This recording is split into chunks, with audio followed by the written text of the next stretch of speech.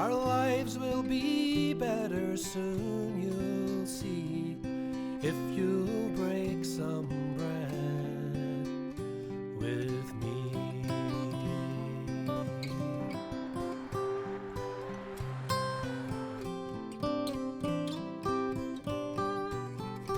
When our two worlds collide, it's so easy to take sides. So we're trying to find a better way by baking bread today. Greta, come here. I'm determined to get your hands in the flour. Oh my goodness. Damien was telling me you're very good with your hands. Come up here, woman. Get in there. Sorry. They will be very good with that. You can get clap across and didn't actually say that. At least I'm leading the way. Get in there now, woman. Greta, how long have you known this book? That book there? Oh well, His reputation precedes him. I just thought. Then a few years ago, I did a creative writing course, and then there were a few changes in my life thereafter. Oh, not thereafter, just happened to be coincided with that, Yeah. and then thereafter we just. Oh my God, this is Dangerous places, writing groups. Oh, She must go to look, you'll all fall in love with him whenever he comes up to speak, actually. Greta, are you a baker? Mammy baked scones and apple tarts, and I had a rhubarb crumble around a house of that we stayed in last night in Kilcar. Kate and Joan Newman, great poets. yes. And I just feel such a connection with Mammy when I bake. Unfortunately, when she started to teach me baking, it was the job of, now the job is you also have to wash up afterwards.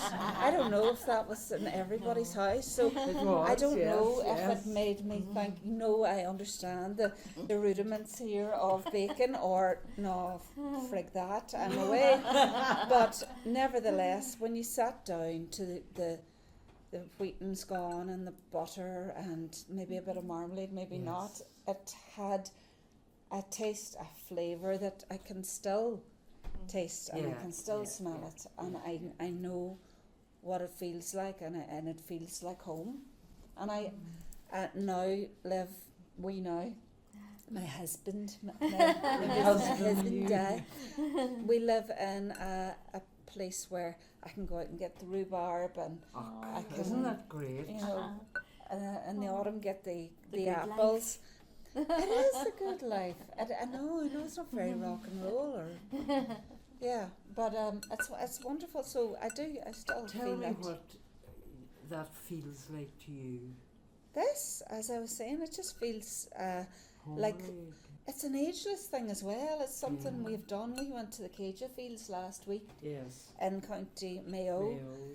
And it's things you just take for granted. Sure, that's just what people do, or people from the country do. But just the rudiments of building a stone wall. It only happened 6,000 years ago. This notion of having animals surrounded by walls to keep them in and to keep them safe. But there's just something when you realise this goes back thousands of years, and it's a connection. It's a connection with the future, with the past, and especially now when it's so important to recognise and realise where the importance of sustainability and skills. No, it's great. It's great. Yeah. So I loved when I was never good at French. I actually went to France, to Brittany, 2 years in a row to a storytelling festival, and I vowed the second time that I was going to have French the next time I went back. Took lessons every Tuesday from November to March or April. Where? Here? I have a friend of mine in LA. She's a fluent French speaker. But I arrived back in Brittany. Not one word. I froze. I froze. But I love that word, company. Oh, Company with bread. with bread. Isn't it? Yeah. You know, and bread is common to all cultures. You know, regardless of politics, religion, colour, every culture has its Yeah. speciality bread. Come here, woman, do you sing? No. Not at that level. No, You I mean don't. at my level? You can sing. No, no, I'd rather Aunt Tracy. Will you sing? No, Anne's not. You sing? No, fair enough. Me neither. I'm in solidarity. Sorry. No, I'm sorry. I wouldn't wanted inflict to- that on you. I'm sure there are better singers than me in here. But thank you. Scarlett will make it. You and Scarlett. Later in a wee while, have you your machines with you? You didn't take your machines. The machines. Yokes. Oh, But anyway, get more machines. with. No, I wanted to congratulate you as thanks well. very Damien much, and Greta Gracie. recently got married. We had to get married. Are you pregnant? Am I pregnant? The way It's as today. likely. Oh, Margaret's from there. Thank you. Right, away you go now, woman. Away you go. Thank you.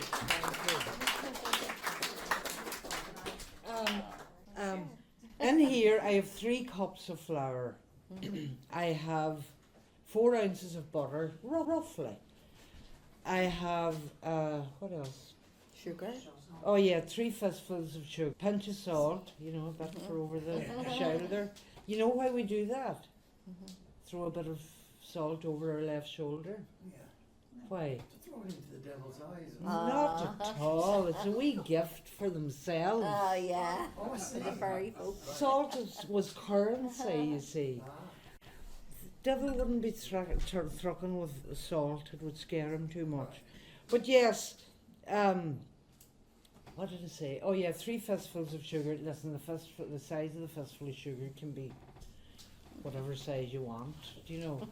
And I had a teaspoon of the bread soda, 2 teaspoons of the cream of tartar or Beck's tartar.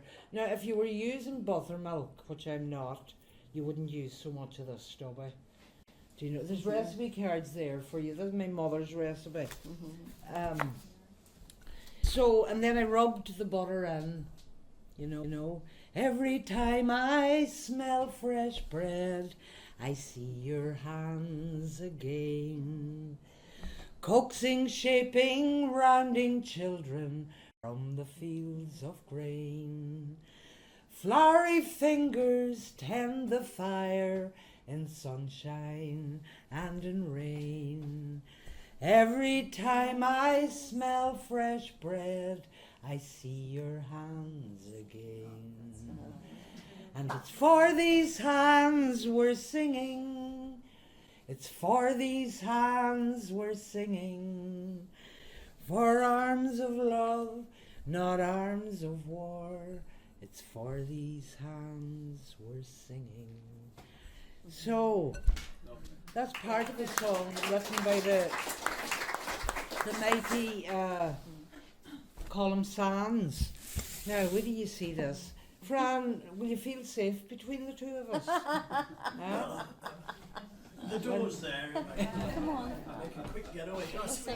Fran, I love if I known you now. Love a year. Years, I 3, don't know. 4, oh no, longer. About 4 or 5, I think, yeah. Yeah, Or yeah. maybe it just seems longer, you know. Yeah. Where do I sit? Do I sit here? Yeah. You sit there. Come closer, come closer. Can you see this now? Be nervous, Fran. Be very nervous. So, Right. you were telling me you never actually met or knew Eamon Baker. No, I never had met him, but from what I hear about him, I wish I had. You know. I hear lots of You lots must of a nice hero of things, yeah. a hero of peace. Sounds like a lovely man. Yeah. So, Fran, what scale are you going to entertain us with? Well, He sings as well. when I'm drunk. But what scale? Well, And he's an artist. And he does murals. He's an amazing man. I am. I'm amazing. Yeah, I'm very amazing. And very humble. And I come cheap as well. But it's a story that comes from the traveller community, considering, you know, taking on each other's differences. So, and it's a story. It's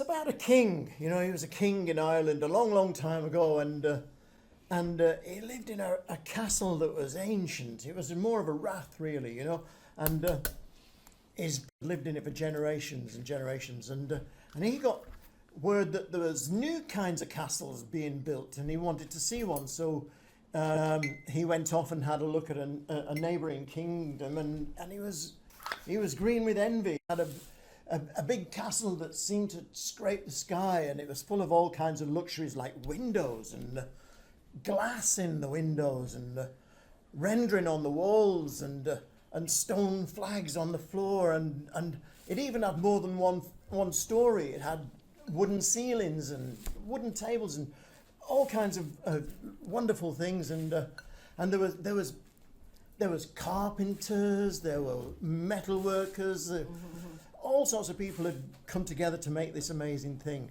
And he thought, this is what I want. This is the kind of thing that I should have. I'm a king, for goodness sake. So when he got back to his own kingdom, he sorted out a big space, and he had it all cleared of bushes and things.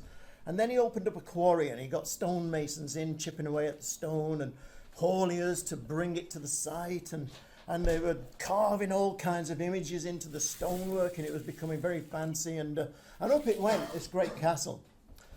And then he called to the joiners to come and put window frames in it, and the glaziers, and even coloured glass, you know, so when the sun shone through it, it looked amazing. Stained glass. Stained glass, yeah.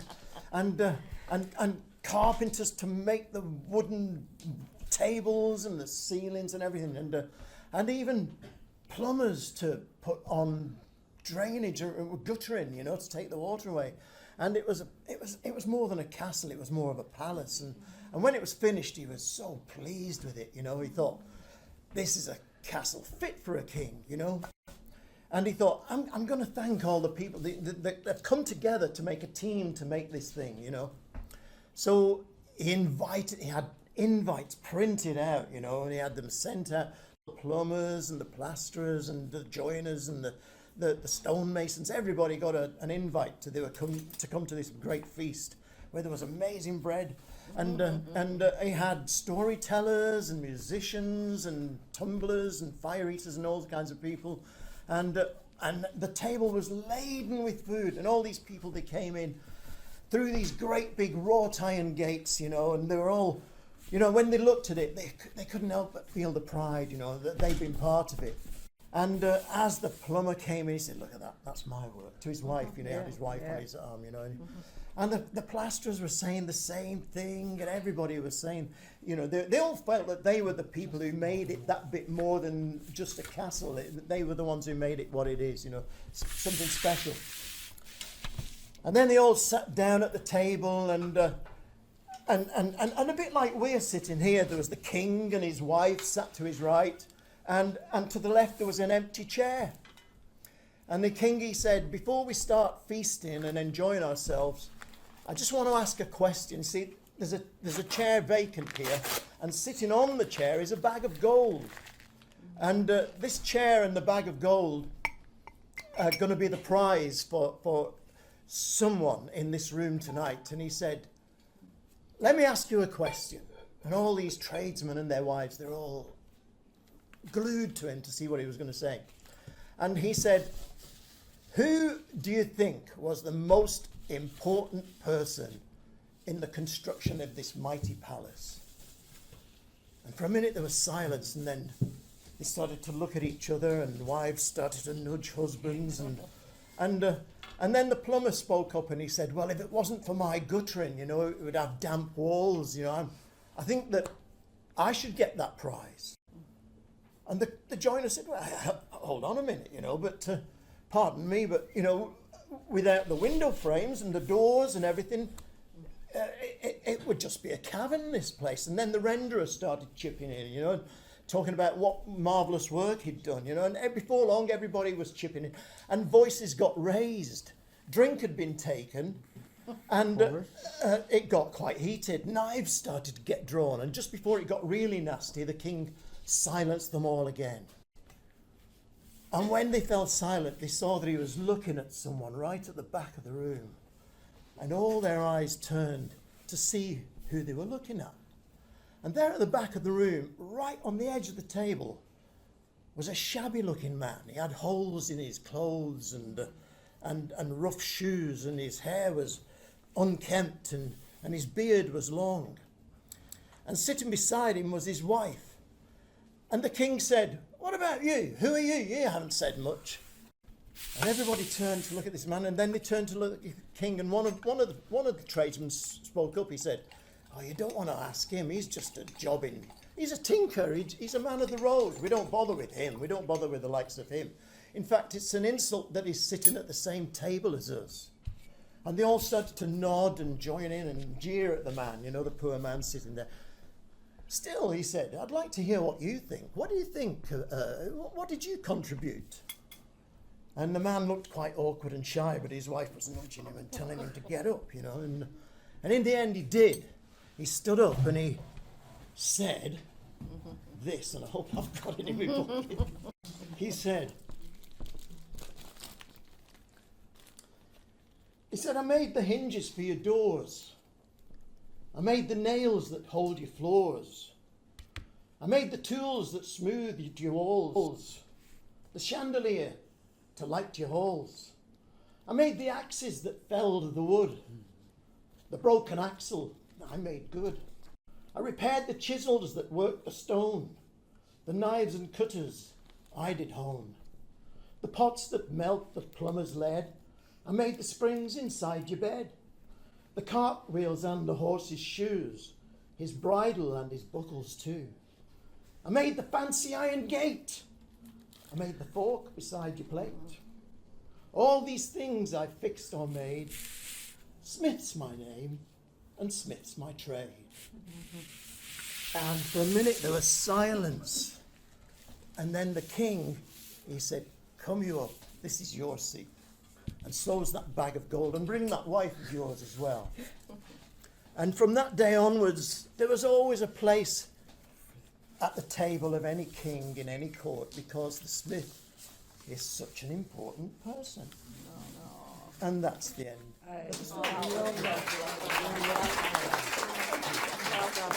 Look at these look amazing. Tell me something, young fella. I like it when you call me young fella. Do you know, I don't get called that very often anymore. Oh, Jesus, you're a handsome young fella. Tell ya. He wasn't last in the lane when they were running for looks, was he? Well, no, Damien, I should ask whoever that. Fran, when did you know you wanted to storytell? Do you know, I think I always was, you know, because I was born and raised in England, as you can probably tell from my accent. But not hold that against you. I'm good, because every summer we were brought over, as my brothers and sisters, brought over to my granny's house in the Glens of Antrim, in Cushendall, well, Glenarif actually, and it was just so totally different to where I lived, which was an industrial town in the north of England. And then we were just shipped every summer to this beautiful place of mountains and beaches. And my granny's house, like you were talking about before, it didn't have electricity in it. You know, it had paraffin lamps and a little well outside. It was a little farm in Glenarif. It's still there. My cousin has it now. And there was storytelling in the house every night. You know, people would come in from different houses. It was round the fireplace people gathered at that's night. right. After the day's work. And I got to stay up and listen to it, and I was just enchanted by stories, all the local stories of the Glens of Antrim. And you learned songs Loved as well. them, yeah, the songs too, yeah. Are you going to sing us a song before you sit you were down? going to say that. Listen, you know the thing about the Can gatherings... you pass me that drink of water, Jasper? The there? thing about these kind of gatherings... Yeah. Listen, if my kitchen was big enough, you would be all in it. So Well- this is what we try to. I'll sing a song if I can find it. Just bear with me a second while you do. I'll try and talk while I'm doing it. So yeah, that's why I became a storyteller. It's because I was influenced by it as a child, you know, and just loved it, you know. I just loved the art of it. I never thought I would actually do it as a job, you know, but it is part of what I do now as a job. But you know something, I remember, it was last year, maybe the year before, whatever we were messaging each other about, and Fran had just told me that he had been working in Crew. Oh, right, yeah. Yeah, and I remembered in a limerick from when we were children, and he wished I had told it to him before he did the job in Crew. There once was a woman from Crew who found she had nothing to do. So she climbed up the steeple and peed on the people, singing Tooralay-ooralay-oo. And you never know what I'll come out with. No, you don't. I'm gonna. Eamon used to know, he recognised that very much. I wish I had have met him. You know, he sounds like a lovely man. I wish I had have met him. I'll now live in Gweedore, or just on the edge of Gweedore, Clockaneely, Gweedore, and you know, there's a lot of Irish spoken around there. It's the daily, you know, the language that's spoken every day by people, and so I'm learning Irish, you know, and Tagilig agam níl mi liath go foil, you know, but I'm learning songs in Irish as well, you know. So here's a song, Ask Gaelic. Can I stand up and do it? Yeah. I don't know, can you? No, I might not. I'll sit there. If you know it, you can join in, but you know, don't feel that you have to. Takalin nolin atig me grayi shis disha saya na blas na rose gani yar laulam es clichatami o halin nolin is tu from road. O Calin Nolan, Adig McGradich, Abi Arlolam, Mowilas Door, O Aberlum, Gotumumraga, Biaramas, in Etch of Roan, Nurairam, Amakonya, Shede Anuris, Ismum Avron, Obi Mexmunya, Arkalinusal, Atawadumsha, Mokrax Mavron, O Kalinalin, Adig Migradich, Abi Arlaulam, Mavilas door, O Aberlumsa, Gotumograyal, Biaramas, in Etch of Roan, Biaramas, in Etch of Roan. Sinead. You know what? Is there any better way to celebrate a different culture? You grew up in a different culture, but he's taken the time to celebrate the Irish culture, language. Well, it's handy, you know, if you go to the pub, you know, it's Yeah. handy to know what everybody's saying. Where you live. But I was singing a song. I was singing Cooey and Illan. It's a Donegal song about the island of Gola, and who came into the room just as I was about to start was Cathal O'Sharkey. Oh, You know, so I thought, oh my God, I've got to get this right, you know. And afterwards he came up to me and said, "You sang that in." He said, "Your Irish there, your local accent," he said, "was faultless." No. Good on you, Fran. Right. We ready? For tea? Aye. Well, we're very nearly. There's going to be a wee cup of tea and a bit of the scone. If you don't mind. Aye, a few minutes. Fran, you can sit down now again for Right, a minute. And I will, you never know. You never know, boy. Do you know, I spy another wonderful singer. Christine, would you give us a wee song while the tea's been brewed? Do you want to come on? tell you, Christine she's just what I would call a phenomenal woman. Yes. And she's phenomenal very quietly. But that buck sitting beside her, he's lucky.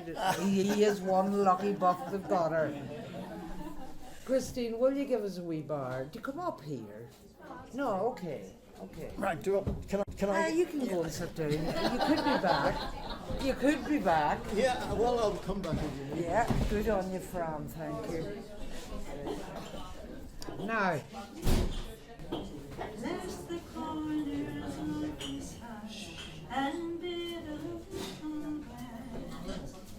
Bless the hearth and every board and each place of rest and every door that opens wide to stranger and to king and every crystal window pane that lets the starlight in, and home, I'm going home, for solace and safety home, where the world will not break me home, never forsake me, take me home.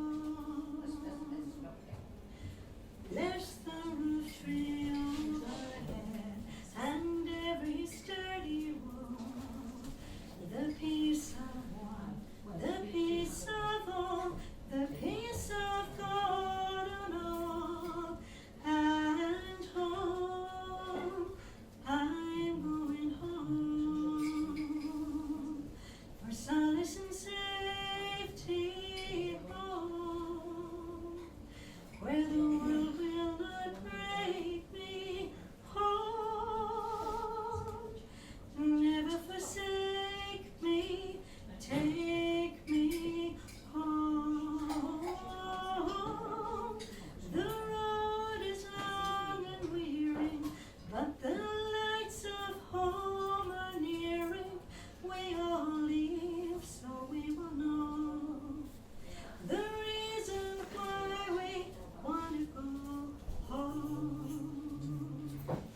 For solace and safety home, where the world will not break me home, never forsake me, take me home,